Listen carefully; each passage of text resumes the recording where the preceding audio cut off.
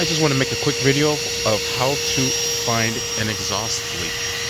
I use this method all the time and it never lets me down.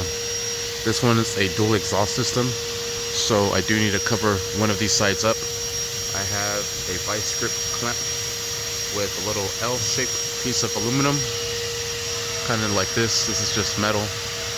I have the vacuum stuck in here. I have it on the exhaust port, not the intake.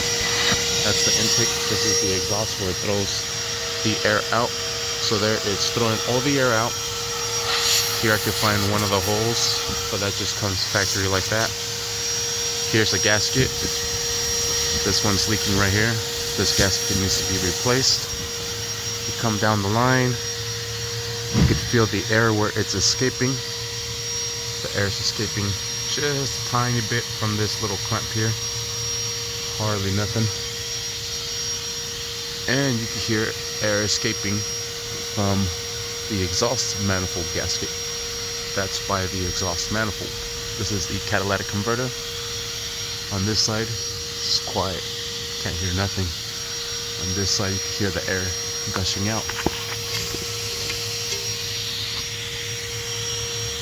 A little bit of air here. A lot of air here. And these are the main ones. Sweet. And I feel that needs to be like that, because otherwise it's not gonna work.